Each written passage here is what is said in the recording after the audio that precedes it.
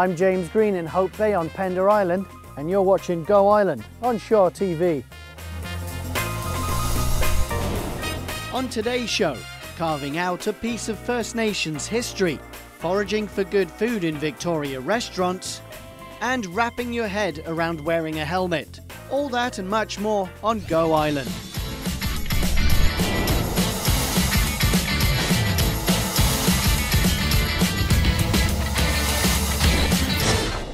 We're hosting the show today from Hope Bay on Pender Island. A lot of history in this little sort of dock area. There's a commercial space, a place to tie up your boat. We're standing with longtime resident Brent Marsden, who knows a little bit of the history.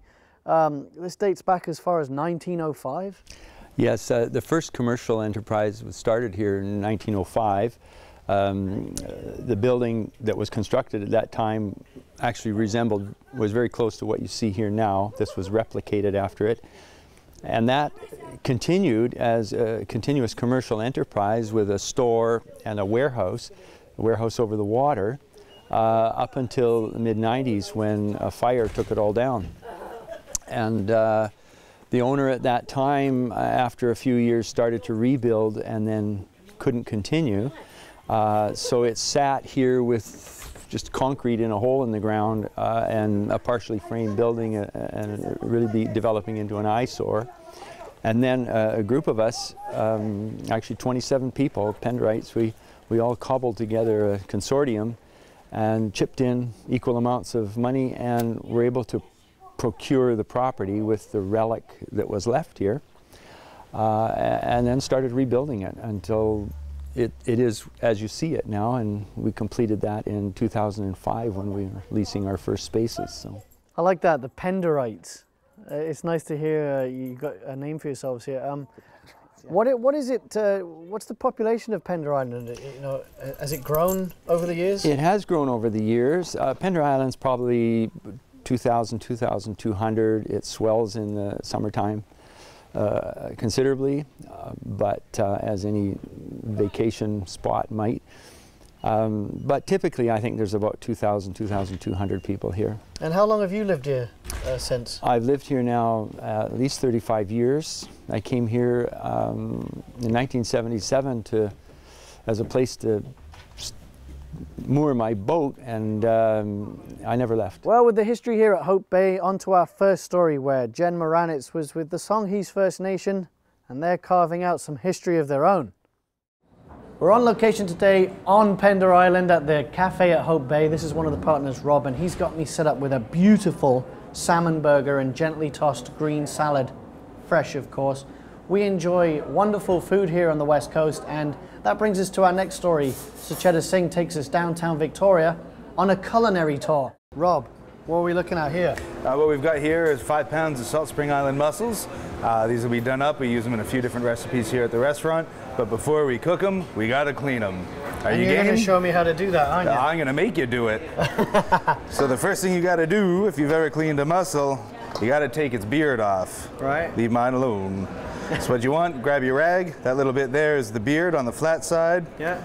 Rag helps you grab it. It's just like a little piece of hair off the side there. Yeah. It helps them with their eating. They use it to pull things into them. Why don't I help you? Why don't you? Here's, take this rag. I'll show you the next step. Give it a little bit of a rinse in the water. Nice clean bit of steel wool. Watch you don't leave any fibers of the steel wool behind. And just get them nice so they present well on the plate. Tell us about mussels. How do you serve them? Well, they can be served many different ways. Typically we do them up with a really nice broth, some fennel, and we let the flavor of the meat speak for itself. One day a week we do mussels as a feature, and on that nights we'll add bacon, we'll add blue cheese, we'll add all sorts of things to really get you a really nice tasty treat. Yeah. But these local mussels are so flavorful, they stand alone. Now you guys are right on the ocean, so you know it makes sense to have like a fish dish, eh? Oh, most definitely. Yeah.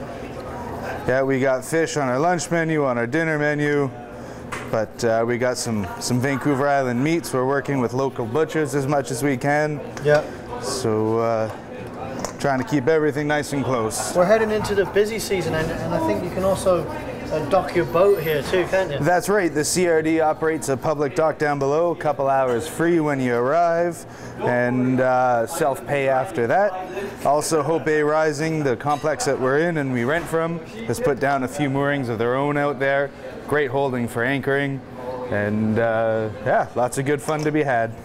In the meantime now, let's take a quick break. When we come back, we're off to Englishman River.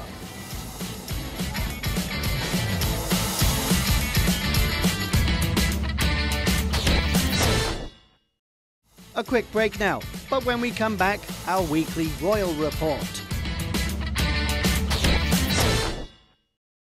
Do you know that the penalty right now for not wearing a helmet on a bicycle is $29? Well, Victoria's Police Chief Jamie Graham wants to see that increase.